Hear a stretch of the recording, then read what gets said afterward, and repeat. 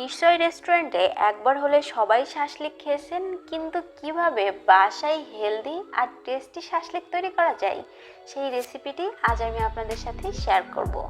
The cooking mystery চ্যানেলে সবাইকে স্বাগত জানাচ্ছি চিকেন শাসলিকের রেসিপি দেখার জন্য। সাথে থাকছে অবশ্যই কিছু টিপস অ্যান্ড ট্রিক্স যেগুলো শাসলিক তৈরি করতে আপনাদের অনেক বেশি কাজে লাগবে। তো চলুন দেখে নেওয়া যাক। শাসলিক তৈরি করার জন্য প্রথমে আমাদের লাগবে চিকেন। এখানে আমি 500 গ্রাম চিকেন নিয়ে নিয়েছি। আর হ্যাঁ, এখানে একটা কথা বলে রাখি, শাসলিক তৈরি করার ক্ষেত্রে চিকেনটা কিন্তু অবশ্যই ব্রেস্ট পিসড হতে হবে, কারণ শাসলিকটা আমরা খুব বেশি সময় ধরে রান্না করব না, যাতে ব্রেস্ট পিসড খুব সহজেই সফট হয়ে আসতে পারে, সে কারণে এখানে ব্রেস্ট পিসড ব্যবহার করতে হবে। আর দেখতেই পারছেন আমি কিন্তু চিকেনগুলোকে ছোট কিউব করে কেটে নিয়েছি। এভাবে চিকেনগুলোকে কেটে নিতে হবে। এখন এটাকে ম্যারিনেট করার জন্য 1 টেবিল স্পুন আদা বাটা আর 1 টেবিল স্পুন রসুন বাটা দিয়ে দিলাম। দিয়ে দিচ্ছি এখানে মৌরি হাফ টি স্পুন। এই মৌরিটা অবশ্যই শাসলিকে ব্যবহার করবেন, তাহলে শাসলিকের টেস্ট অনেক গুণে বেড়ে যাবে। আর দিয়ে দিচ্ছি লাল মরিচের গুঁড়া 1 টেবিল স্পুন। ঝালটা আপনারা আপনাদের স্বাদ অনুযায়ী ব্যবহার করতে পারেন। আর 1 টেবিল স্পুন দিয়ে দিলাম কালো গোলমরিচের গুঁড়া। আর দিয়ে দিচ্ছি ধনিয়ার গুঁড়া 1 টেবিল স্পুন। দিয়ে দিচ্ছি জিরার গুঁড়া 1 টিস্পুন। এখন দিয়ে দিতে হবে স্বাদ মতো লবণ। এরপরে কিন্তু আমরা সস ব্যবহার করব। সসে যেহেতু লবণ থাকে, সে কারণে এ পর্যায়ে লবণটা একটু বুঝে ব্যবহার করতে হবে। এখন এর মধ্যে দিয়ে দিতে হবে ভিনেগার। এখানে আমি 1 টেবিল স্পুন ভিনেগার দিয়ে দিলাম। আপনারা চাইলে লেবুর রসও ব্যবহার করতে পারেন, তবে ভিনেগার দিলে টেস্ট সব থেকে বেশি ভালো হয়। আর 1 টেবিল স্পুন দিয়ে দিলাম লাইট সয়া সস। এখন খুব ভালো করে এটাকে মিশিয়ে নিতে হবে। আর এই মাংসটা ম্যারিনেট করা হয়ে গেলে মাংসটাকে আধা ঘন্টার জন্য রেস্টে রেখে দিতে হবে, যাতে মাংস খুব ভালো করে ম্যারিনেট হতে পারে। এদিকে মাংসটা ম্যারিনেট হতে থাক। আর শাসলিকের জন্য আমাদের আর কি কি উপকরণ লাগছে চলুন দেখে নেওয়া যাক।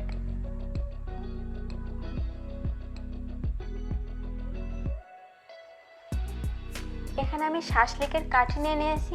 আর এরকম শাসলিক কাঠি আপনারা যে কোনো সুপার শপে খুব সহজেই কিনতে পেয়ে যাবেন।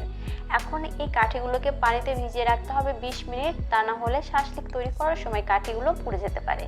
এভাবে পানিতে ভিজিয়ে রাখলে কাঠিগুলো কোনোভাবে পোড়ার সম্ভাবনা থাকবে না। এখন একটা সস তৈরি করে নিতে হবে। এখানে আমি দিয়ে দিচ্ছি 1 টেবিল স্পুন চিলি সস। এখানে আমি সুইট চিলি সসটা ব্যবহার করেছি, আপনারা চাইলে যে কোনো চিলি সস ব্যবহার করতে পারেন। আর দিয়ে দিচ্ছি টমেটো সস 1.5 টিস্পুন।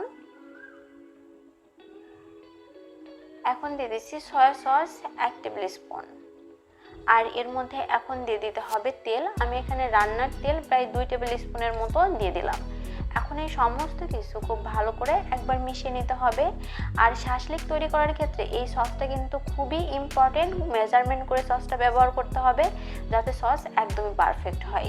আর খুব ভালো করে মেশানো হয়ে গেলে এটাকে একপাশে রেখে দিতে হবে। এই সসটা আমরা কখন ব্যবহার করব রান্না করতে করতে আপনাদেরকে দেখিয়ে দিব।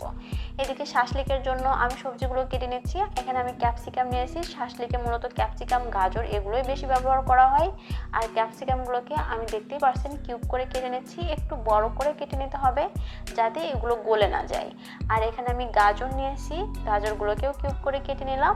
আর এখানে একটা বড় সাইজের পেঁয়াজ মাঝখান দিয়ে কেটে এর পাপড়িগুলো ছাড়িয়ে নিচ্ছি।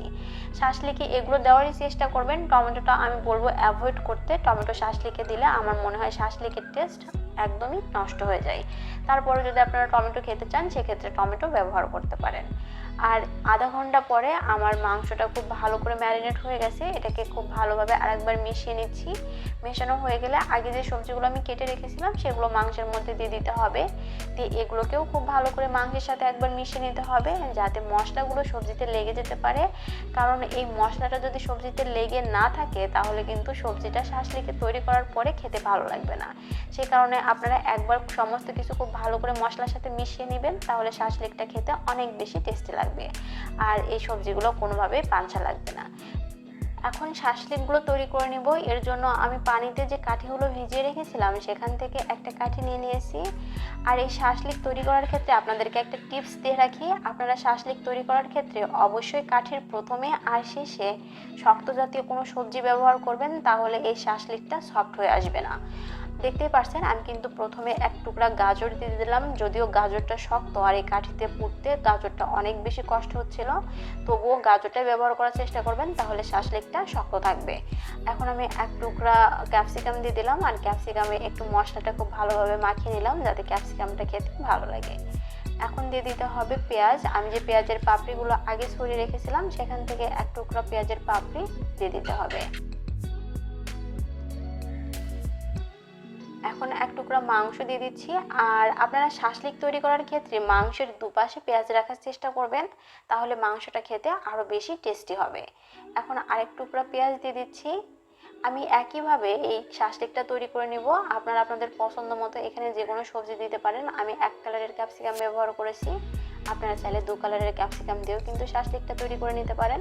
তবে শাসলিকে গাজর, পেঁয়াজ আর এই ক্যাপসিকামটাই সব থেকে বেশি ভালো লাগে। চেষ্টা করবেন এগুলো দিয়ে শাসলিকটা তৈরি করে নেওয়ার, তাহলে কিন্তু শাসলিকটা খেতে অনেক বেশি টেস্টি হবে। তারপরেও যদি আপনাদের পছন্দ হয় আপনারা অন্য কোনো সবজি দিয়ে এটা ট্রাই করতে পারেন, আশা করছি মন্দ লাগবে না। একইভাবে আমি সমস্ত শাসলিকগুলো তৈরি করে নেব। তো আমার এই শাসলিকটা তৈরি করা হয়ে গেছে, এখন আমি এটাকে রেখে দেব। আর একইভাবে বাকি শাসলিকগুলো তৈরি করে নেব। দেখুন খুব সুন্দরভাবে কিন্তু এটা তৈরি হয়ে গেছে। এখন এটাকে রেখে দিতে হবে। আর এগুলোকে রেস্টে রাখার কোনো দরকার নেই, তৈরি করা হয়ে গেলে সাথে সাথে এগুলোকে ভেজে নিতে হবে। আমার সমস্ত শাসলিকই তৈরি হয়ে গেছে, এখন এগুলোকে আমি ভেজে নিতে চলে যাব চুলায়।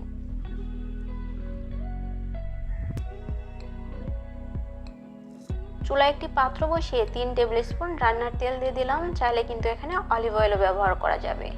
এখন এর মধ্যে দিয়ে দিতে হবে শাসলিক। আর শাসলিকগুলো কিন্তু লো টু মিডিয়াম ফ্লেমে ভেজে নিতে হবে। হাই হিটে শাসলিক ভাজলে এর উপরে কালার চলে আসবে আর ভিতর থেকে মাংসটা সিদ্ধ হবে না। যখন শাসলিকের এক পাশ হয়ে যাবে, যেমন দেখতে পাচ্ছেন একটু গোল্ডেন ব্রাউন হয়ে আসবে এক পাশ, তখন উল্টে অপর পাশটাও একইভাবে ভেজে নিতে হবে। আর আপনারা চাইলে এই শাসলিকগুলো মাইক্রোওয়েভে দিয়েও কিন্তু গ্রিল করে নিতে পারেন, সেক্ষেত্রে কোনোই সমস্যা হবে না। আমি একইভাবে অপর শাসলিকটাও উল্টে দিলাম।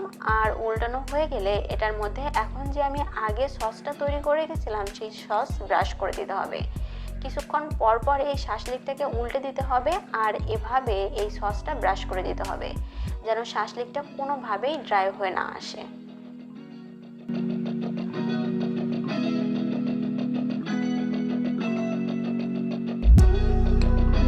আর এই সস দেওয়ার কারণে শাসলিক থেকে খুব সুন্দর একটা মিষ্টি মিষ্টি গন্ধ আসবে, আর খেতেও কিন্তু অনেক বেশি টেস্টি লাগবে।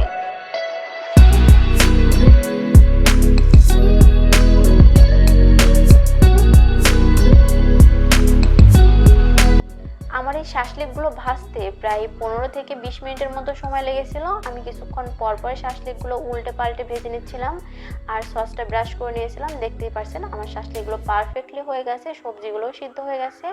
এখন এগুলোকে তুলে নিচ্ছি আর একইভাবে বাকি শাসলিকগুলো ভেজে নিতে হবে। এরকম শাসলিকের লোভ সামলানো বেশ কঠিন। দেখতেই পাচ্ছেন শাসলিকের সবজিগুলো যথেষ্ট ক্রাঞ্চি আছে আর মাংসটা যথেষ্ট জুসি আছে। আজকের এই শাসলিকের রেসিপিটি আপনাদের কেমন লাগলো আমাকে কিন্তু কমেন্টস করে জানাতে ভুলবেন না। ভালো লাগলে অবশ্যই আমার চ্যানেলটি সাবস্ক্রাইব করার অনুরোধ রইল। পাশে থাকা বেল আইকনটি প্রেস করে দিবেন যাতে আমি কোনো ভিডিও আপলোড করলে সাথে সাথে তার নোটিফিকেশন পেয়ে যান। দেখা হবে নতুন পর্বে নতুন কোনো রেসিপি নিয়ে। ততক্ষণ সবাই অনেক ভালো থাকুন। আল্লাহ হাফেজ।